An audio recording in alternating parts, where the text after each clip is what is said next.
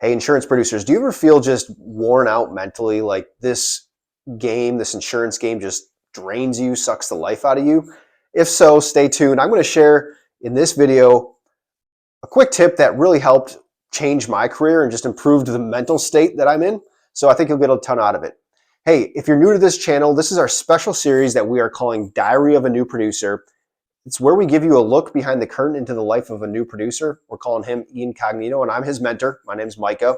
But this is the Max Revenue Show, and I appreciate you guys joining us. Our goal is simple here. It's to help growth-minded producers at any stage in your career get better at selling insurance so you can live the life that you want to live.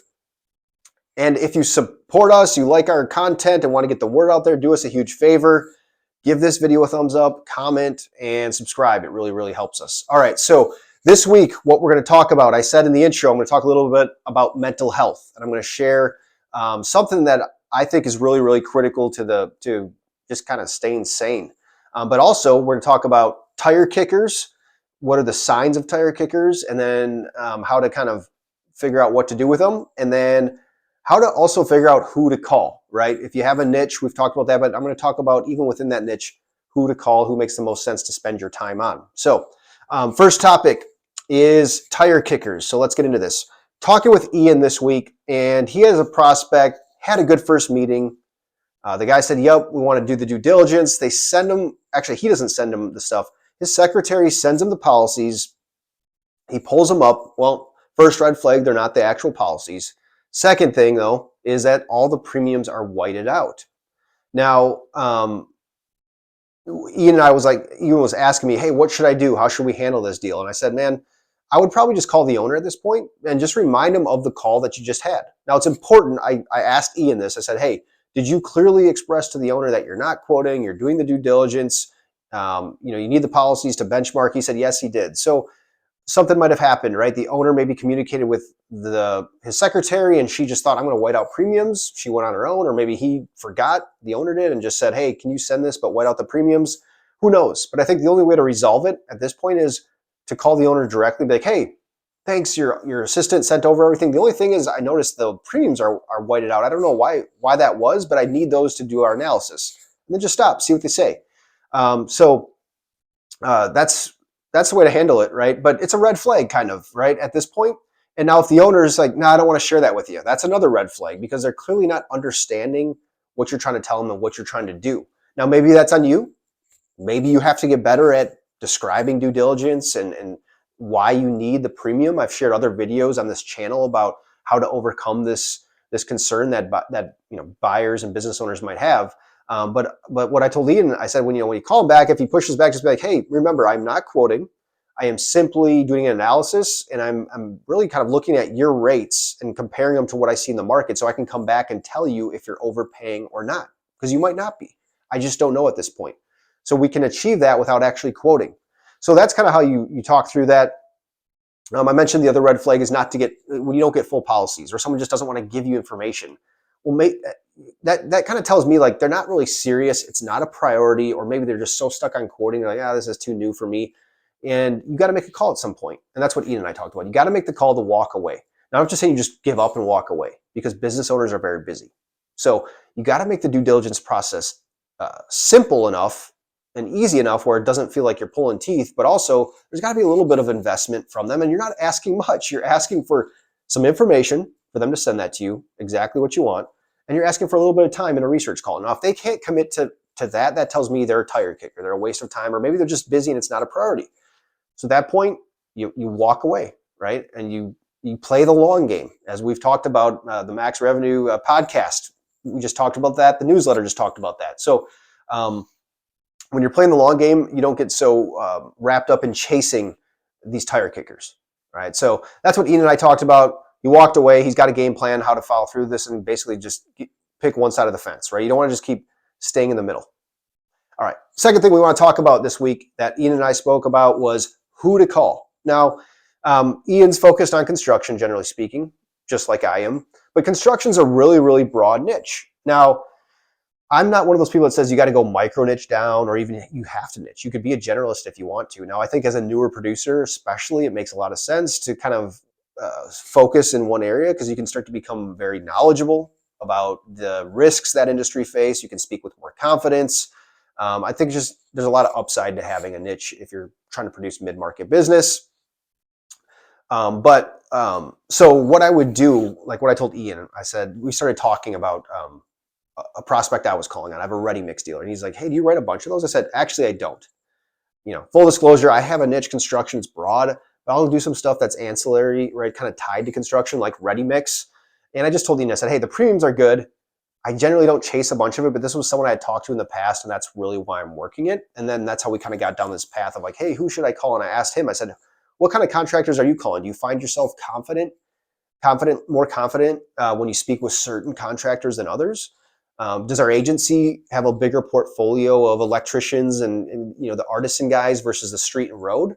Those are all things that I think are really important, right? So also you want to look at location. Do I really want to drive 10 hours to West Texas for a $20,000 account? Now, if you do and you're open to that, fine. But this is what I mean by kind of, you have your niche, and then within that niche, when I'm prospecting, I don't just call every single construction company that I think is going to pay $30,000 or more for commissions, right? There's a lot I don't call because of these other different factors. Now, I don't exclude a lot of them and micro niche down to one, just electrical. Now, if you want to do that, go for it. I think there's some downside to getting that focused, but what I would say is, find your 5-6 classes within the niche, within construction, or if you're in manufacturing or healthcare or whatever, that you're very confident in, and that's where you spend your time.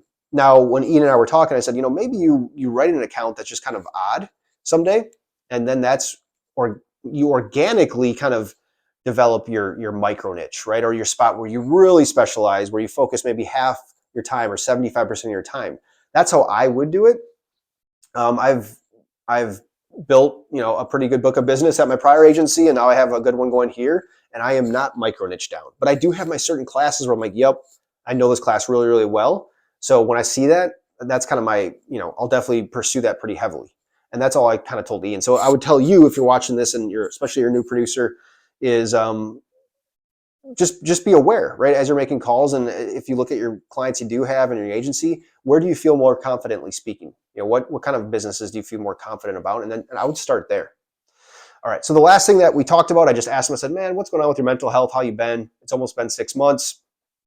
And he said overall he's doing good, which is awesome, right? I know we just got out of the holiday season. There was that slowdown, and and we started talking about something that I thought was interesting. I was like, there's always this balance of stress you're going to have. I still feel it every day, right? I'm like, man, what if I lose half my clients tomorrow, right? Or what if I don't?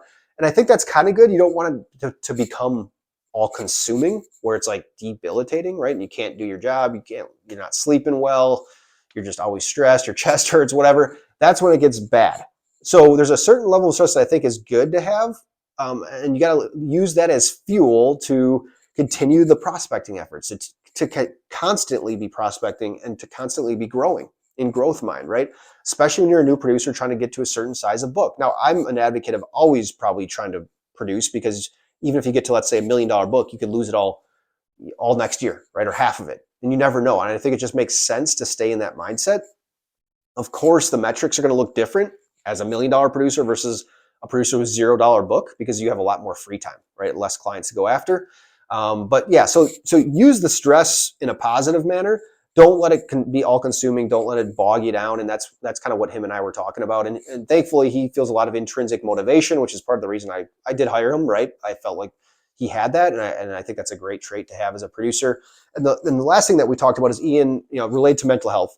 Ian is kind of on an island. We have an office here, but lives an hour from the office. So he's kind of working remote most of the time. And I just told him, and this is the tip I gave in the intro, or the thing I said that really helped me.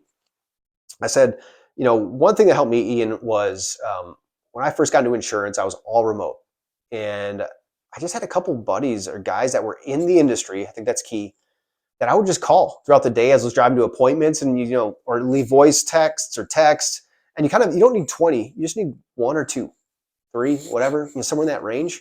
At least one though. And there's something about that, to have like that vent. And of course, if you're married, you got your wife, but it's just different when you talk to someone else that's actually going through it, and you talk about the good, the bad, the funny, right? The just totally crazy stories that happen in this industry.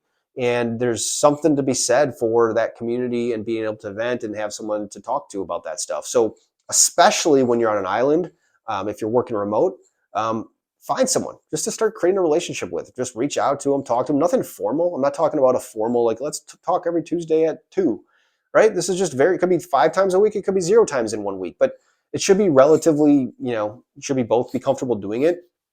And having this helped me a lot. I can think back over the 13 years I've been in insurance, especially when I was the first couple of years all on an island. I really was making calls to buddies all the time, right? A couple of friends in the industry, and I've kept that habit up, and I think it really, really helped me. So, hey, that's all I got for you. If you are enjoying this series, like I said, Diary of a New Producer is a special series we're doing. Give us a thumbs up, support it, subscribe to the channel. We really, really appreciate that. And comment below if you have any struggles. Let me know. We'll try to do a topic on it and try to help you out in other YouTube content that we do. But as for us here at the Max Revenue Show, this is the wrap for week 22. So good luck out there.